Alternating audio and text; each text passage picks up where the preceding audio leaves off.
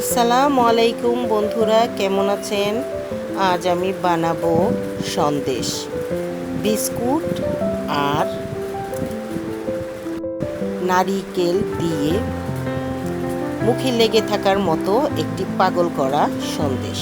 প্রথমে আমি বিস্কুট গুঁড়ো করে নিয়েছি আর চিনি গুঁড়ো করে নিয়েছি ব্লেন্ডারে। এখন বিস্কিট, চিনি আর গুঁড়ো দুধ দিয়ে দিলাম আর এক ফোঁটা লাল ফুড কালার দিয়ে আমি ভালো করে মিক্স করে নেব। এখন আমি লিকুইড দুধ দিয়ে গুলিয়ে নেব, একটু শক্ত করে গোলাবো। 10 টাকা দামের দুটো বিস্কিটের প্যাকেট নিলেই হবে। শক্ত করে গোলাবো। গোলানো হয়ে যাওয়ার পরে আমি একটু ঘি দিয়ে দেব ফ্লেভারের জন্য। এই ঘি দিয়ে দিচ্ছি। হয়ে গেছে আমার বাইরের পুরটা হয়ে গেছে। এখন ভিতরের পুর আমি তৈরি করব। এই যে নারিকেল নিয়ে নিয়েছি, এর মধ্যে আমি গুঁড়ো দুধ দিয়ে দিলাম আর চিনি দিয়ে দেব পরিমাণ মতো। আপনারা পরিমাণ মতো দিয়ে নেবেন। বেশি মিষ্টি খেলে আপনারা বেশি মিষ্টি, একটু চিনি বেশি করে দেবেন। দেখুন, দুধ যদি দরকার হয় লিকুইড দুধের তাহলে দেবেন, তা না হলে দেওয়ার দরকার নাই। এখন আমি এর মধ্যে ঘি দিয়ে দেব। আমার নারিকেলটা একটু ফ্রিজে ছিল ডিপে, তাই একটু নরম হয়ে গেছে। আরও শক্ত করার চেষ্টা করবেন আপনারা।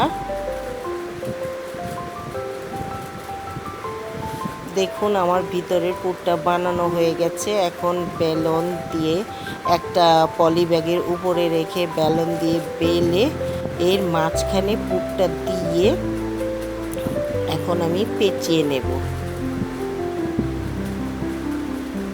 একেবারে রান্না করা ছাড়া আমার এই সন্দেশটা আপনারা একবার খেলে বারবার খেতে ইচ্ছে করবে। দেখুন, আমি এখন পেঁচিয়ে নিচ্ছি। পলি দিয়ে পেঁচিয়ে আমি ডিপ ফ্রিজের মধ্যে আধা ঘন্টা কি 1 ঘন্টা রেখে দেব।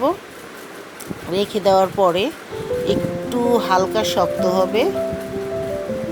শক্ত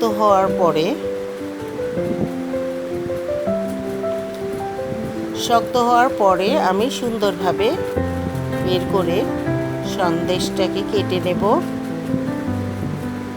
দেখুন, আমি পেঁচিয়ে আমি এখন ডিপ ফ্রিজে আধা ঘন্টার জন্য রেখে দিয়েছিলাম। এখন বের করে এখন সন্দেশটা কেটে নিচ্ছি। এই সন্দেশটা আপনারা একবার বানিয়ে খেয়ে দেখুন, অনেক মজা, অনেক মজা, মুখে লেগে থাকার মতো একটা সন্দেশ। এটা আপনারা ডিপ ফ্রিজে 2-3 মাসও রেখে খেতে পারবেন। মেহমান আসলে মেহমানকে দিতে পারবেন।